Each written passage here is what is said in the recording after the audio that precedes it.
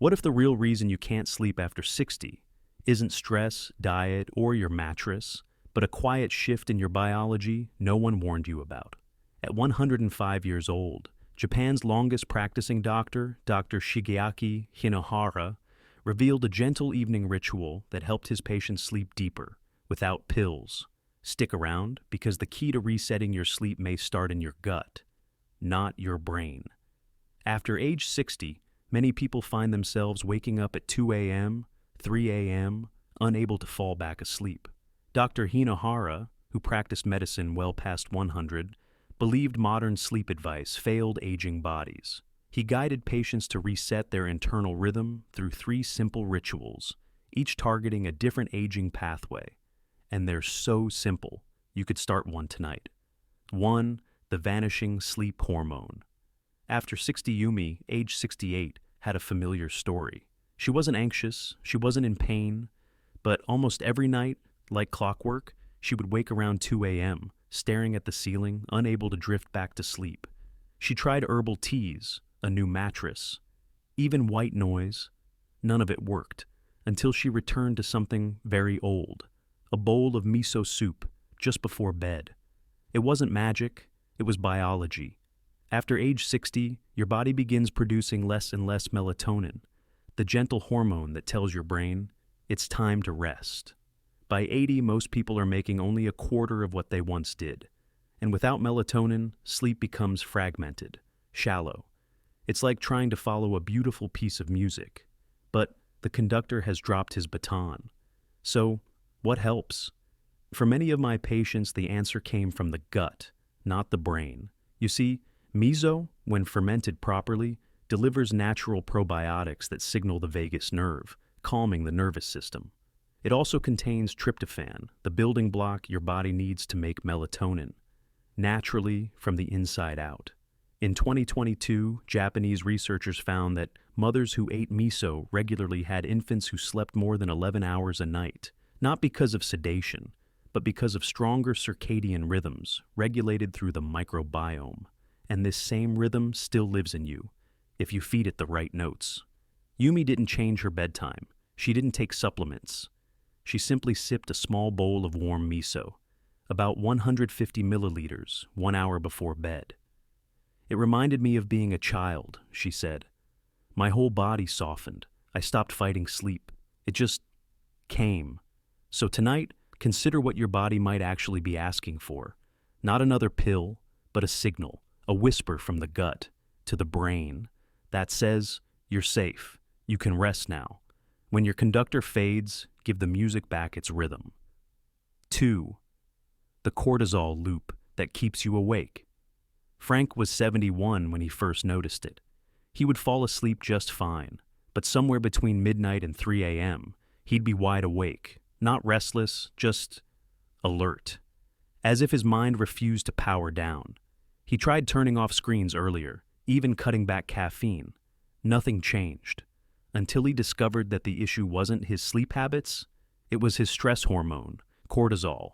Most people think of cortisol as a daytime thing, a response to arguments, deadlines, emergencies. But what many don't realize is, as we age, our cortisol rhythm starts to misfire.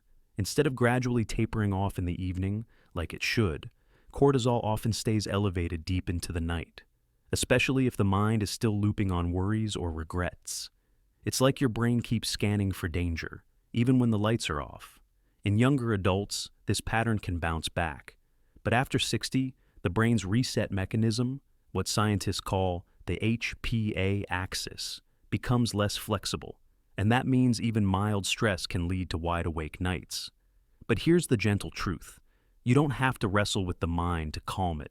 Sometimes, the fastest way to lower nighttime cortisol is through something surprisingly soft: gratitude. A 2009 study published in the Journal of Psychosomatic Research found that adults who practiced daily written gratitude improved their sleep quality by 30% and fell asleep significantly faster. But not just any kind of gratitude. The act of writing down 3 specific things you're thankful for right after dinner helped shift attention away from internal noise and quiet the stress response before it even peaked. Frank was skeptical at first, but he kept a small notebook by his recliner and made it a routine. 3 lines. Every night. My wife's soup. My grandson's laugh. The way the light came through the window this morning. That's all it took. Within 2 weeks, his 3 a.m. awakenings were shorter. By the end of the month, they were gone, not because the world had changed, but because his inner chemistry had softened. So, tonight ask yourself gently, without force, what's one thing, however small, that made today easier to bear? Write it down. Because sometimes the mind doesn't need to be silenced. It just wants to be heard, and then allowed to rest. 3. The breathing trick that recalibrates your sleep switch. Not long after the war, Dr. Hinohara began teaching at a small clinic in Tokyo. Many of his older patients weren't just exhausted.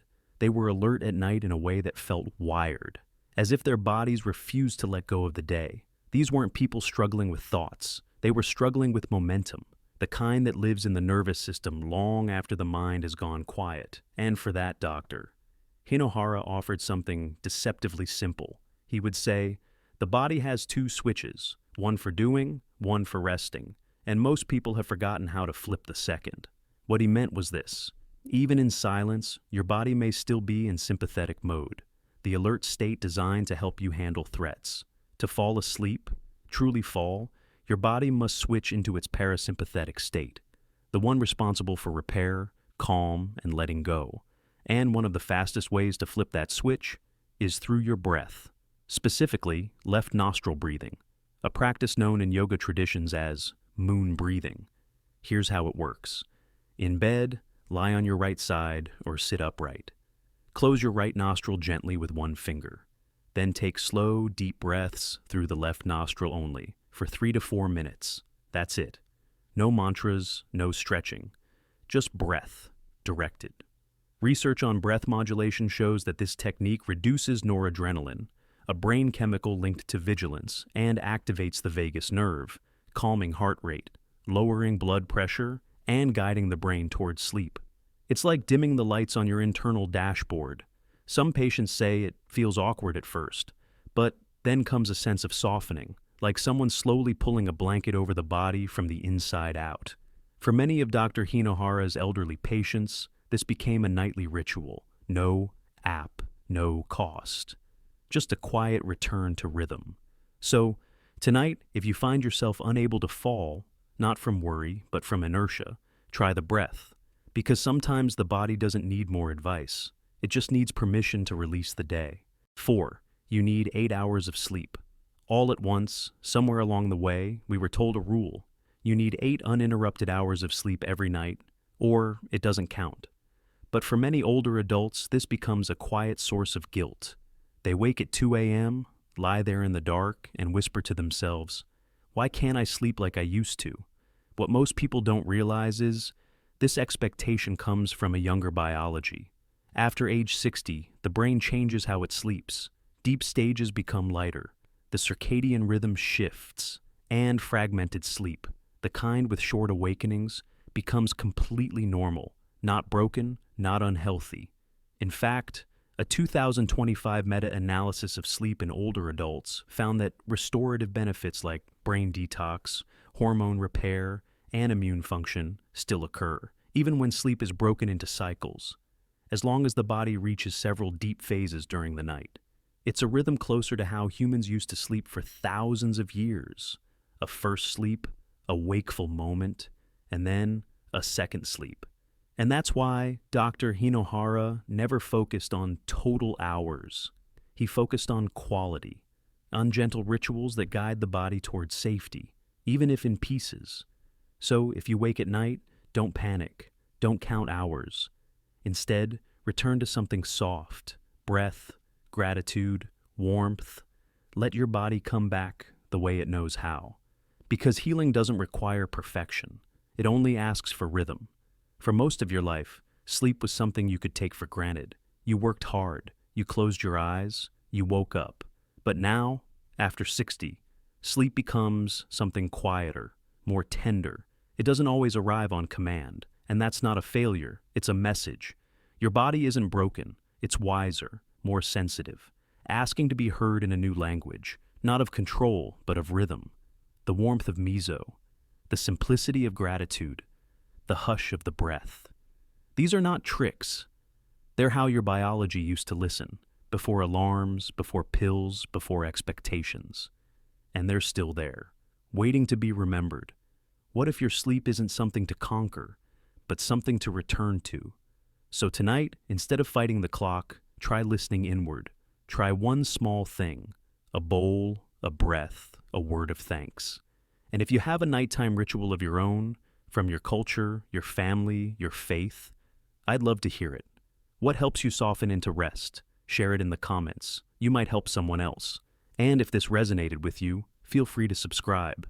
This space is for those who want to age not just longer, but gentler, wiser, and more connected to the rhythm inside. You're not alone. You never were.